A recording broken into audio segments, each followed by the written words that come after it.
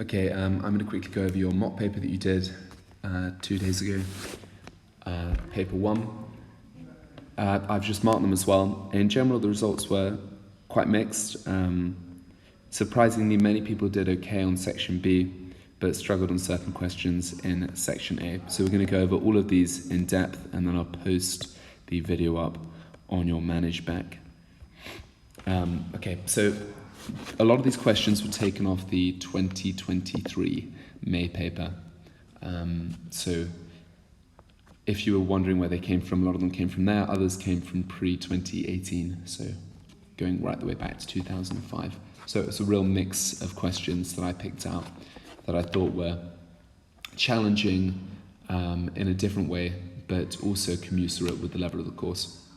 So the first question here tells you a point P and a point Q, and it gives you the coordinates and wants you to find the midpoint of part A. So finding the midpoint for part A, if we got those 2 points here, well, either we can think of going halfway in between, or we can do 1 plus the other divided by 2.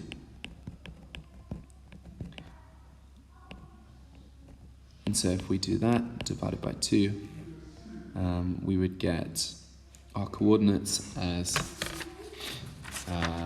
12 over 2 and minus 6 over 2, which is 6 minus 3. Okay, so part B. In part B, finding the gradient, well, either we can use the gradient formula, which is y2 minus y1 over x2 minus x1, but I find that I quite often make mistakes, and I saw quite a few people make mistakes here when using this, so I just like to think of it as change in y over change in x. And then I think about, well, what's my change in y? Well, I'm going from 2 to minus 8, so that'd be minus 10. And then from minus 3 to 15, well, that's going to be plus 18. And so I'd write that down as minus 10 over plus 18. And that gets me there to minus 5 over 9, if I simplify it. The issue here is that they say it's perpendicular. So if it's perpendicular, key word here, perpendicular, we need the reciprocal. And so the reciprocal is minus 1 over m, if that here is our value for m. And so what we get is we get 9 over 5. Part C, finally, wanted you to write in the equation of the line. Quite a few people spend a lot of time on this. I think it shows you that it's only 1 mark, and that's really the crucial bit that we're thinking about here, is the fact that it's only 1 mark, and because it's only 1 mark, that means all you need to do is write down the equation. Easiest way is y minus y1 equals mx minus x1, and so y1, well, it goes through the point m, goes through m, if you can see that through the question, and m has the coordinates that we've worked out, 6 and minus 3, so y minus 6 equals m, which we just worked out earlier, 9 over 5, x minus minus 3, which is plus 3. That's enough. That would gain you all the marks. You don't need to simplify it. It's 1 mark. They haven't told you to put it in a simpler form or to find it in the form of an equation, y equals or whatever. And so a lot of people wasted a lot of time on 1 mark there. If you see that a question is only worth 1 mark, expect to do 1 mark worth of working. Okay, question 2. This question was so poorly answered, and it really annoys me because it's just basic definitions that you should have learnt in NY3 or NY4. I mean, I've done this with my NY3 standard class, and they would know this inside out. They could do this question fine. And it's something we need to learn. Very few people got full 6 marks here. So in this case here, we're given the line. Well, the key points on the line are going to be where it crosses the axes, where it crosses the curve, and the final key part is going to be our vertex. Well, we're given that the vertex is at 3 minus 1. We're given these points, they're at 2 and 4, and we're not given our y-intercept. Okay, the function can be written in this form. This is just a basic definition. It's with your vertex. It comes from your vertex form, and so you simply plug in your coordinates to your vertex as h and k, and so it'd be f of x equals x minus 3 squared minus 1. Part B here is talking about the values for a and b. Well, I can't, it strikes me that so few people know this. The fact that these are your intercepts with the graph here at those 2 points, 2 and 4. That's the reason why you factorize in the first place. It's the only reason why you factorize is to find the x-intercepts of the solution when this equation here equals 0. And so really what you're looking for there is, 2 and 4. And so this is just f of x equals x minus 2, x minus 4. If you got this question right, these 6 marks, you would have been almost at a pass. The grade boundaries are so low for the IB. These 6 marks would have been crucial. So it's really something just worth learning, these basic definitions. Find the y-intercept. Well, the y-intercept, easiest way, if we multiply this second one out, we would get x squared minus 6x plus 8. And, well, the y-intercept is this last bit here. So it's just 8. 8. And 0. Make sure you get your coordinates the right around. Question 3. 7 marks here. So the strange notation here for h of x is the fact that they've written h of x down. And I said to you when I taught this module that there's a couple of different ways that you can write it, but this here is exactly the same as writing as f of g of x. And then if you put down f of, well, what is g of x in this case? Cos of x, you would have got a mark. And then for just plugging it in, you get another mark. So plugging it in, you would get 6 lots of cos of x, not cos of 6x, times the square root of 1 minus cos squared of x. Okay, that's 2 marks straight away. The next mark that you gained here was for noticing that 1 minus cos squared of x is actually sine squared of x. And then you would get 6 cos of x sine of x. And finally, we know from our formula booklet that sine 2x is 2 sine of x, cos of x. And so therefore we would get 3 lots of 2 cos of x, sine of x, which is 3 sine 2x. And that would gain you your full 5 marks there for part A. If you like double underlining your answers, you can double underline your answers. Part B here, hence find the range of h. So the range of h, let's look back at the question.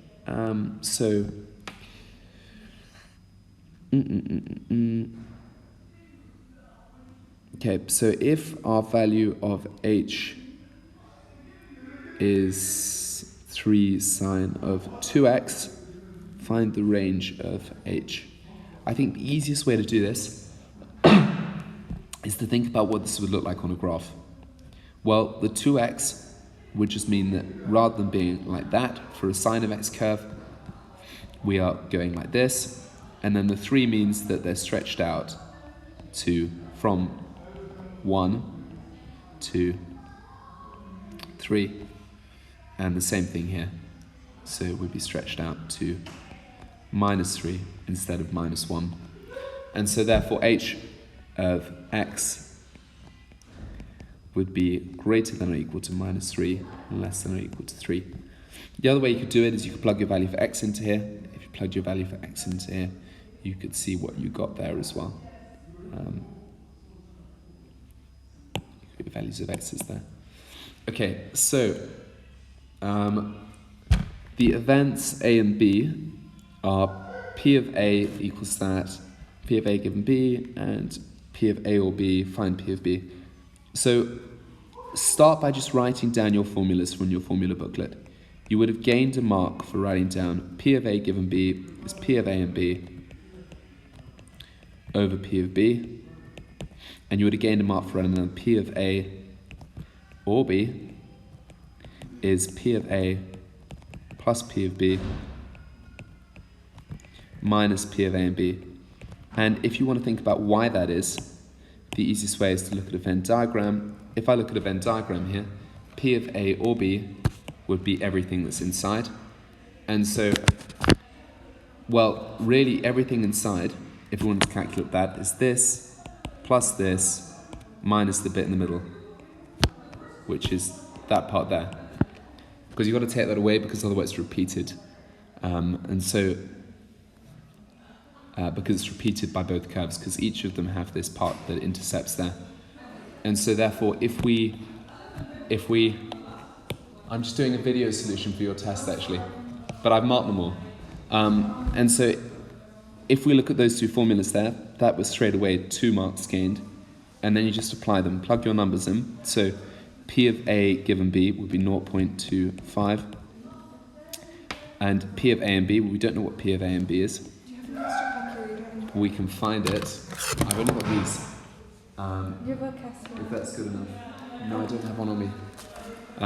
Miss Gallion's about, if you want to ask her. Do you know where she is? No, I don't know where she is. She could be in the library. Over P of B. And so therefore P of A given B, or B, would be 0.55. And then we're given that P of A is 0.4. So these are my two equations. All I'm doing is plugging my numbers in. 0.4 plus P of B, we don't know what P of B is, minus P of A and B. And so, in fact, we've got these two, I mean, you can almost think about it. I'm putting lines just to show you that they're sort of simultaneous equations. But we've almost got these two simultaneous equations in front of us and two unknown variables. We've got the unknown of P of A and B, and we've got the unknown of P of B. And so all we need to do is substitute one and the other to eliminate one of the variables. So I'm going to eliminate P of A and B because we really want P of B. And I'm going to do this by using the second equation. So if I look at the second equation only and I rearrange it, I would get the P of A and B from the second equation, this one here, would be 0.55 minus 0.4, which is 0.15, minus P of B. And I'm going to plug that into equation 1. And if I plug that into equation 1, I get 0.25 equals 0.15 minus P of B over P of B. And so therefore, this equation will become 0.25 P of B equals 0.15 minus P of B, taking the P of B to the other side.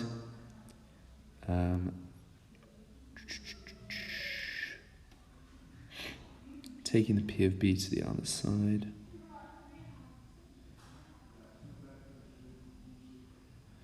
Let me double check I'm right here.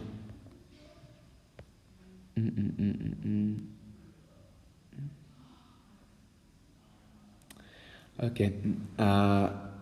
It's actually going to be minus plus, isn't it? Minus plus. Let me think. Because I'm rearranging this. If I take this to the other side, take that across to here, then the P of B is going to be positive. Okay, fine. I got those signs the wrong way around. Okay, so if it's minus plus, it changes it slightly, because that means that we've got to take this over to the other side, so we get 0.15 equals 0.75 P of B. Finally dividing through by 0.75, P of B equals 0.15 over 0.75.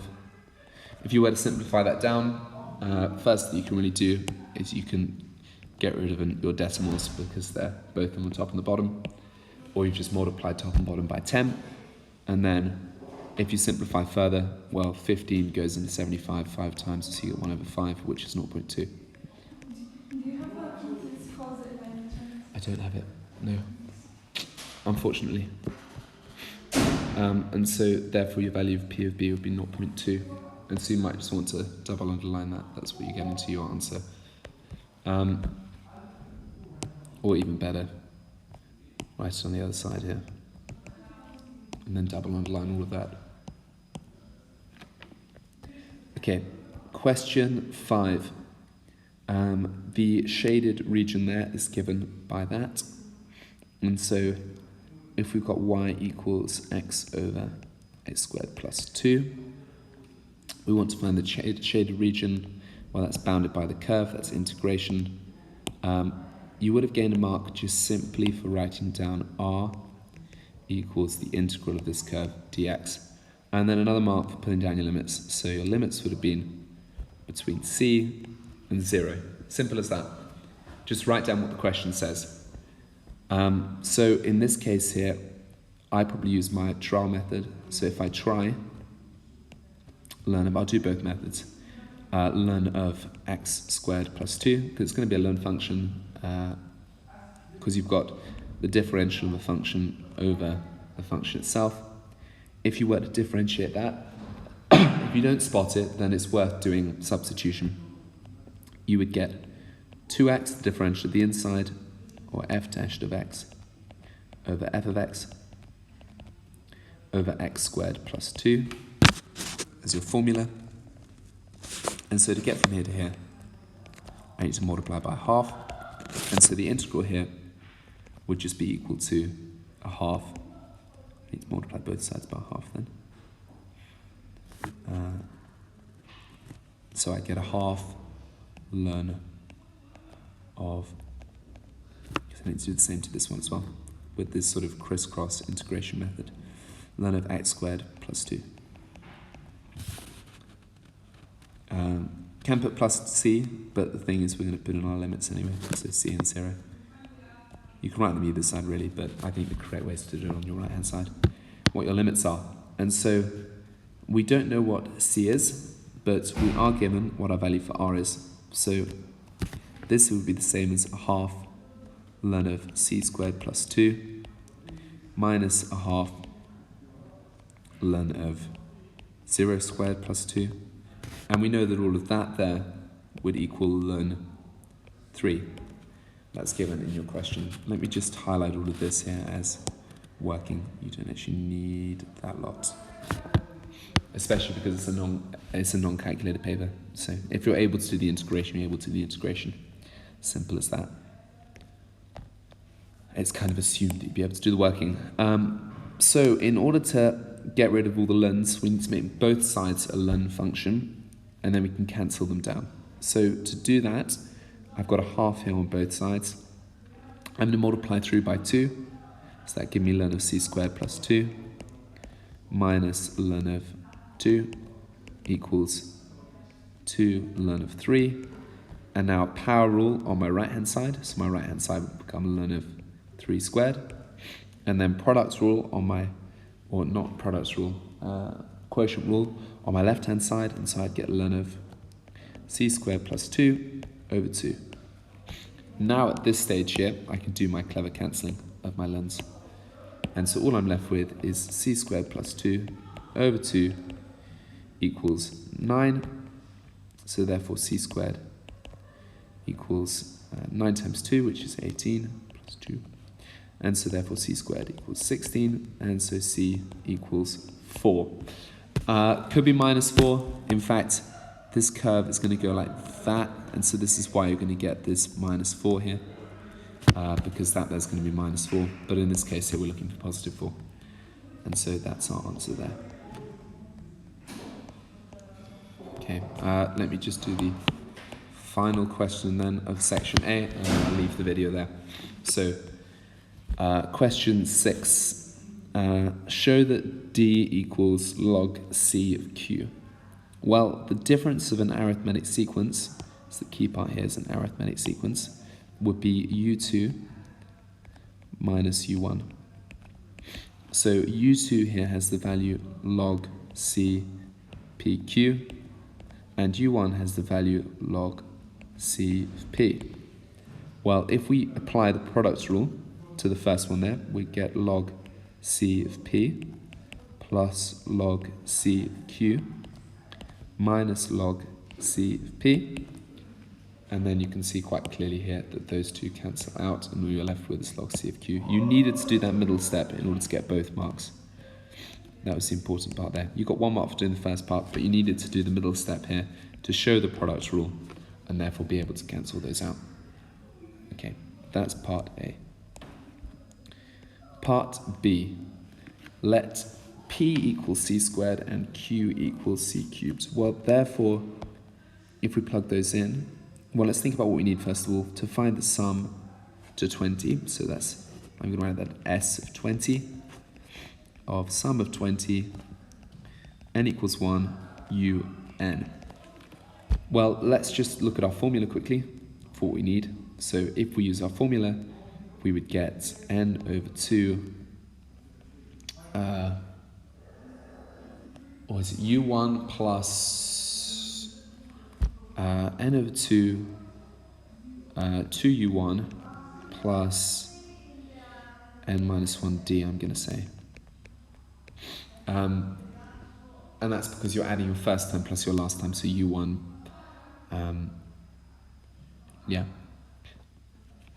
plus u1 plus n minus 1d, first term, last term.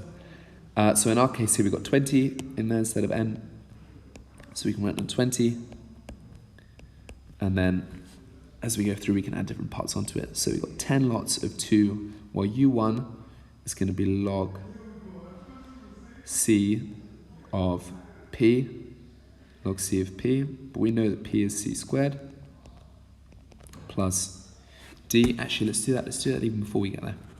So u1, the info that we're given in the question is that p equals c squared, so we know that u1 equals log c of p. Well, if p is log c of c squared, then if we take the 2 outside here, we can use our cancellation rule. So log 2 of c and c, and then if I apply my cancellation rule here, I find that I can cancel this out because it would equal 1. And so we can ignore that, and so all we're left with here is that u1 equals 2. And now let's think about what happened to d. So the difference here we've defined as log c of q, and therefore log c of q, well, q is c cubed. If we take the 3 outside the bracket using the power rule, we get log c of c, and therefore all we're left with there, by the same rule that we can cancel down a logarithm of itself, is 3. And so what you're left with here is, so let me just arrow those. So this here is my u1 from the question, and then if I highlight d, you can see the difference there. So all we're left with there is 2 and 3. And so if we plug those in, s of 20 therefore would be 20 over 2, which is 10, 2 lots of u1, which is 2 times 2, plus 19 lots of d, which is 3. And so therefore we get 10 lots of 4 plus 3 times 19, 57. And so that gets you to 610. Okay, that's the end of part A of your test paper. I'll be doing part B in a separate video because I've got